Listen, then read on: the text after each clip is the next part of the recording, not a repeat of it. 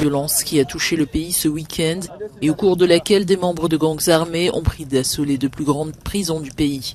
Nos frères en Haïti sont confrontés à une situation critique. Le gouvernement haïtien a déclaré l'état d'urgence ainsi que le couvre-feu pour tenter de reprendre le contrôle des rues après la flambée de violence qui a touché le pays ce week-end. Violence au cours de laquelle des membres de gangs armés ont pris d'assaut deux des plus grandes prisons du pays. Le communiqué dit ceci. En raison de la dégradation sécuritaire, notamment dans la zone métropolitaine de Port-au-Prince, caractérisée par des actes criminels de plus en plus violents perpétrés par des gangs armés, provoquant des déplacements massifs de population et consistant notamment en des enlèvements et des assassinats de paisibles citoyens, des violences exercées sur les femmes et des enfants, des saccages, des vols et des biens publics et privés. Tenant compte des attaques perpétrées dans la nuit du 2 mars 2024 par des bandes armées contre les deux plus grands centres pénitentiaires du pays, soit la capitale et la Croix des Bouquets, causant des morts et des blessés dans les rangs de la police et du personnel pénitentiaire, ainsi que l'évasion de prisonniers dangereux et de vassalisation des lieux. Considérant que ces actions sont contraires aux lois, constituent des actes de désobéissance aux forces de l'ordre et mettent en péril la sécurité nationale. Le gouvernement de la République se référant à l'arrêté du 3 mars 2024 déclarant l'état d'urgence sur toute l'étendue du Parlement de l'Ouest pour une période de 72 heures renouvelable et afin de rétablir l'ordre et de prendre les mesures appropriées au fin de reprendre le contrôle de la situation, décrète un couvre-feu sur tout ce territoire entre 18h et 5h les lundis 4, mardi 5, mercredi 6 et ce dimanche 3 mai 2024 de 20h à 5h. Cette mesure ne s'applique pas aux agents de force publique en service, aux pompiers, aux ambulanciers, au personnel de santé et journalistes dûment identifiés. En conséquence, les forces de l'ordre ont reçu l'ordre d'user de tous les moyens légaux à leur disposition en vue de faire respecter le couvre-feu et d'appréhender tous les contrevenants. Certains prisonniers comme Carlos, un ancien mercenaire colombien, ont préféré rester dans leur cellule. Il raconte une nuit d'effroi. Il y a au moins 10 personnes qui ont été tuées dans cet assaut du pénitencier national de Port-au-Prince. Plusieurs milliers de détenus se sont évadés. Haïti fait face à une grave crise politique, sécuritaire et humanitaire depuis l'assassinat en 2021 du président Jovenel Moïse. Pour les besoins de cette vidéo, j'ai discuté avec une Africaine d'Haïti qui vit au cœur de cette tension et qui comprend les enjeux pour qu'elle nous explique ce qui se passe avec plus de précision que ce qu'on peut trouver dans les médias. C'est Diloziz, elle tient une chaîne YouTube appelée Manze Choublack, chaîne où elle parle d'Haïti et du peuple noir. Le lien vers sa chaîne YouTube est en description. Salut, voilà ce qui en est de la situation d'Haïti, du peuple haïtien ces dernières décennies.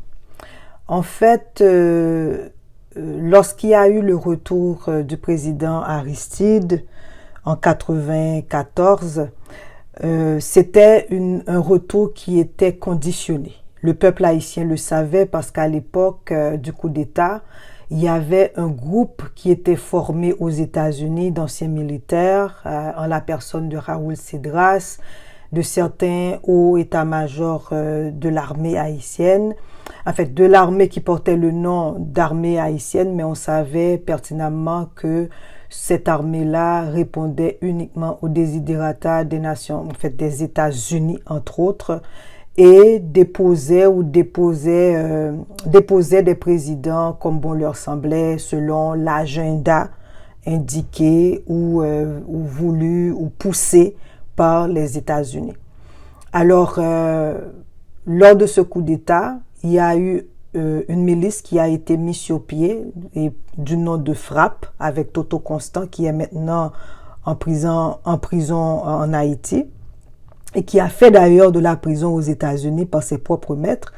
Et il admettait dans une courte vidéo qu'il était payé, que c'est le CIA qui est venu le chercher et qu'il fut leur agent double pendant plusieurs années. Et donc, ces gens ont tué, violé, massacré beaucoup de gens à l'époque. Et c'était la première fois qu'on assistait à une violence aussi ouverte, où l'on pouvait sortir de chez soi et trouver des corps par terre comme ça. Et c'était vraiment l'horreur. Alors le peuple haïtien, sachant qu'il n'avait pas d'autre choix que de pousser pour un retour, Et les Haïtiens à l'époque se sont mobilisés de partout dans le monde, ont fait des manifestations, ont poussé jusqu'à ce que M. Aristide revienne au pouvoir. Mais comme on avait dit, c'était vraiment un coup bien ficelé par les États-Unis et ils lui ont tordu les bras pour qu'il accepte certaines conditions. Est-ce que toutes les conditions étaient favorables pour le peuple haïtien? On s'en est rendu compte que non. Et lui aussi, il s'en est rendu compte que non. Mais il avait décidé de prendre certaines décisions car ce qu'on appelle les gens riches d'Haïti et certaines personnes qui continuent d'avoir la mentalité esclavagiste, la mentalité comment pourrais-je dire, de blancs racistes, parce que c'est le cas, eh bien, ces gens, dès le départ, ne voulaient pas de lui. Donc, ont tout fait pour qu'Aristide ne reste pas au pouvoir. Donc, ils ont miné le temps qui lui restait, au point que le gars ou son gouvernement n'a pas pu faire plus qu'il en pouvait. Pourquoi je parle de ça? C'est parce que les États-Unis, voulant miner le territoire, a décidé qu'ils ont perdu une cargaison d'armes. Et cette cargaison d'armes a été, semble-t-il, oubliée ou pillée ou je ne sais quoi, dans un quartier populaire. Sachant pertinemment que quand tu mets des armes dans un quartier populaire, eh bien, il y a forte possibilité que ce sont des gens qui sont délaissés pour compte, des gens qui n'ont aucune capacité financière, des gens qui ne peuvent pas rêver d'un avenir meilleur et tout ça, dans un pays où il y a beaucoup de difficultés. Et j'ai fait toute une vidéo là-dessus, où ils ont fermé les robinets soi-disant d'aide, et on sait de quelle aide dont il s'agit. Alors, ils allaient utiliser ces armes-là pour justement déstabiliser une partie du pays. Donc, beaucoup de gens diront que le phénomène de gang a commencé à cette époque-là. Et certaines personnes ont critiqué d'ailleurs Monsieur Aristide parce que il savait ce qui allait en découler et il avait décidé de demander aux personnes de mettre de côté, de déposer les armes, de faire la paix avec la police. C'était une nouvelle force de police à l'époque et qu'il fallait se mettre ensemble et régler le problème entre nous pour qu'on n'ait pas autant de violence au pays. Sachant que la police était jeune, il y avait beaucoup de difficultés, beaucoup de critiques de part et d'autre. Donc, il voulait déjà commencer ce règne, en fait, ce moment-là dans la paix, dans une complicité entre les forces de l'ordre et ces malfrats. Alors, j'en parle parce que certains vont dire que c'est à cause d'Aristide que ça a commencé. Bon, on n'a pas eu d'escalade à l'époque, donc on pensait que tout était réglé. Il n'y avait plus de zinglindos comme on les appelait. Eux, les gens pouvaient, en toute quiétude, retourner à vaquer à leur occupation en pensant que la vie allait être mieux.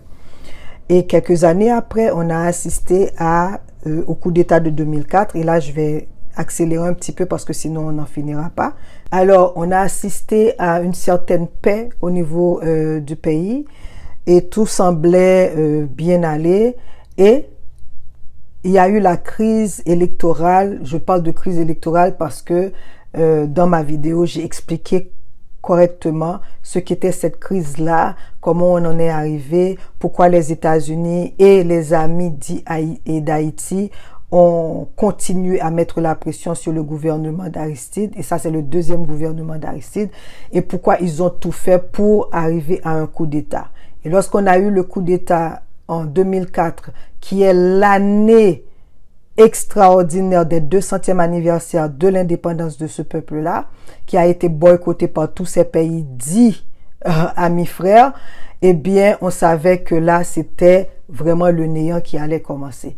Donc, on a quelques personnes qui ont accès et qui ont des ports, des douanes, qui contrôlent ces choses-là. On a un État qui est affaibli. on a un gouvernement ou des gouvernements en la personne de Michel Martelly et de Jovenel Moïse qui ont des liens vraiment étroits avec la mafia. Et là, on parle de Colombie, la drogue, la circulation de drogue entre la Colombie, les États-Unis et plein d'autres. Et donc, ces gens ont décidé de faire mainmise sur les ports, sur le commerce, sur tout ce qui a rapport avec les finances. Et Michel Martelly et Jovenel Moïse ont facilité ces transactions-là, ont facilité des contrats faramineux en défaveur du peuple haïtien.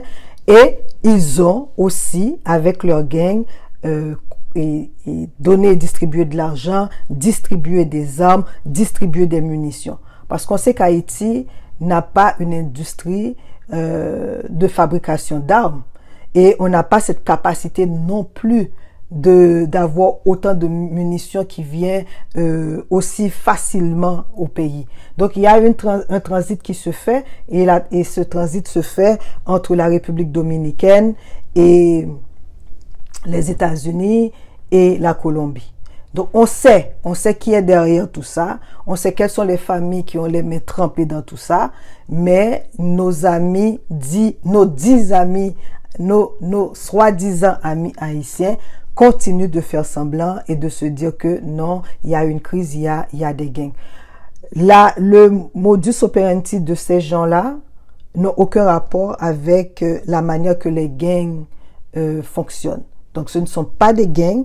Et là, tous les militants, toutes les militantes haïtiennes, tous les activistes sont maintenant d'accord de dire qu'on ne parle pas de gangs, mais plutôt on parle de milices armées qui ont comme et pour objectif de terroriser la population haïtienne pour les amener à accepter l'inacceptable que ces pays occidentaux sont en train d'exercer sur nos populations et veulent absolument nous faire avaler la couleuvre et qui est de nous soumettre totalement et d'oublier notre souveraineté et tout ce combat qu'ont eu à mener nos ancêtres africains pour nous léguer ce territoire-là.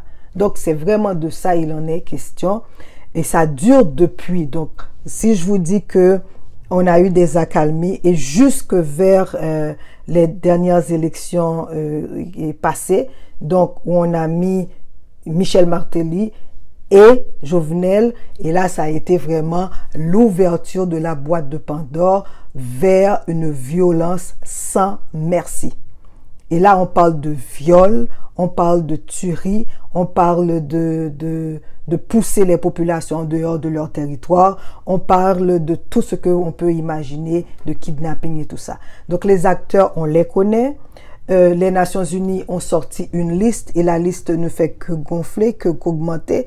On connaît les acteurs, mais ils ne font rien pour régler les problèmes parce qu'ils veulent nous imposer une certaine façon de faire qui est de nous amener vers des élections et des élections bidons parce qu'on sait pertinemment ils ont leur propre poupée qu'ils veulent maintenir pour leur propre avantage et contre les intérêts du peuple haïtien. On a l'impression qu'on n'a que des acteurs haïtiens qui contrôlent cette situation de violence en Haïti. On sait que pertinemment, la manière que les transits se font proviennent de l'extérieur.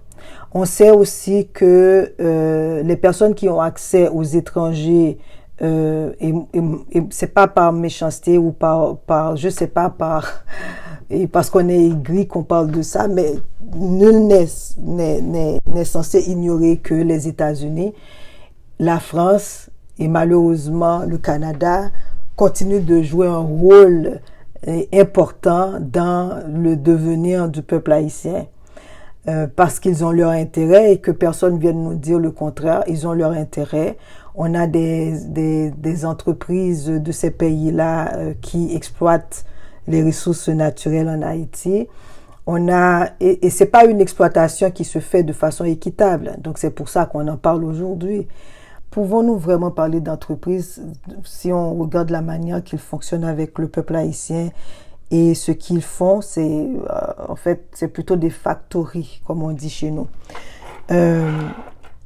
Et qui exploitent le peuple haïtien à leur guise.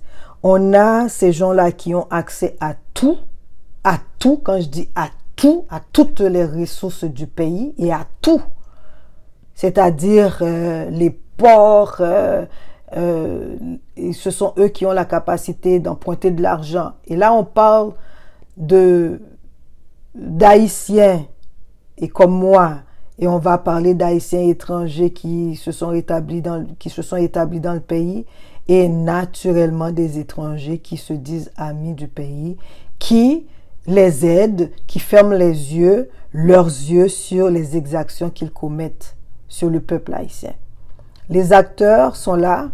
Je pourrais partager avec toi, je crois dans ma vidéo, j'avais mis les photos de ceux-là qui exploitent le pays. Je vais essayer de te trouver ça et je t'enverrai ça. Et donc, c'est des gens qui contrôlent ces milices et on sait pertinemment quand ils décident que ça doit être le bordel au pays, je vous jure, ça devient le bordel.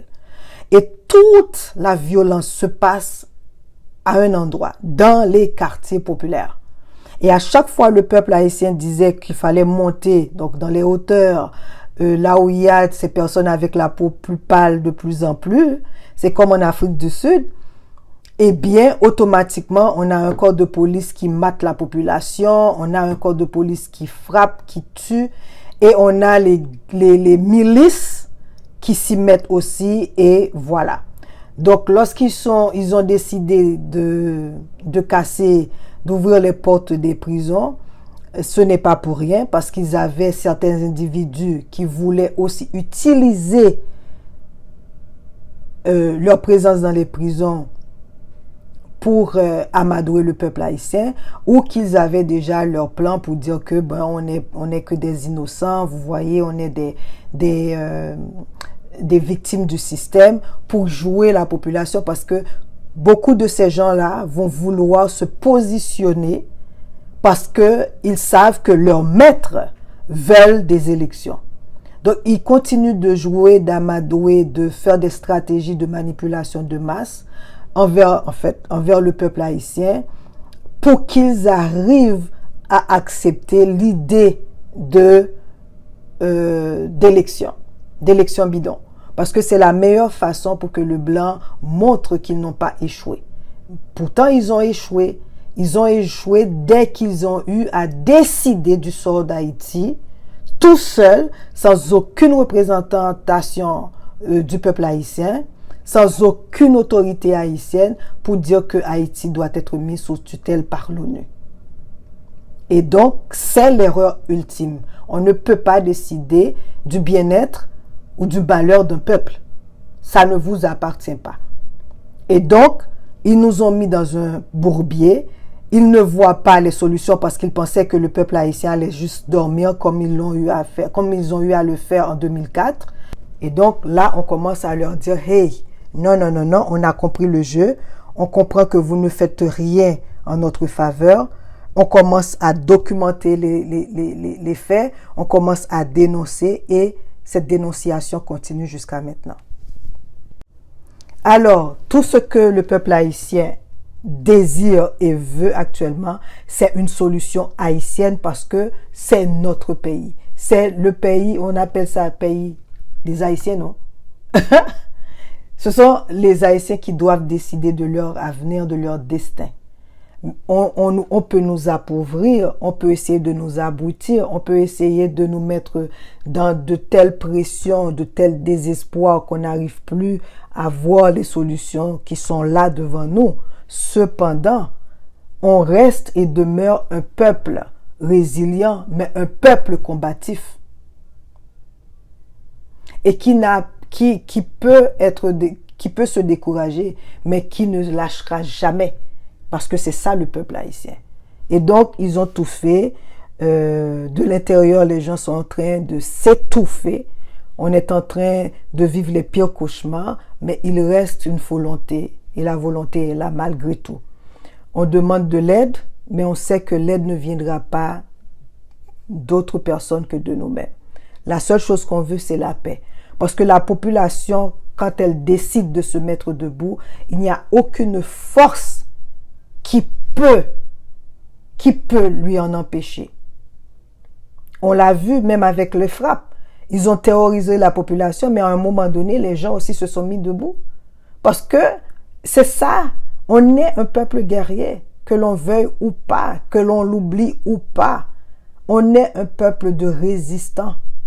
Donc, on continue. Il y a le Guy Philippe qui fait sa pièce de théâtre. Il y a le petit là qui aussi... Moïse Jean-Charles qui fait son clown. Il y a certains qui viennent, qui repartent, qui font leur clown, mais on sait que tout ça, là, ce ne sont que des commandeurs. Ils n'ont pas le véritable pouvoir parce que sinon, ils ne seront pas encore là, sous nos yeux, en train de pavaner, de radoter du matin au soir sur des choses dont ils n'ont aucun contrôle. Alors voilà, ça c'est entre autres ce qui se passe actuellement en Haïti.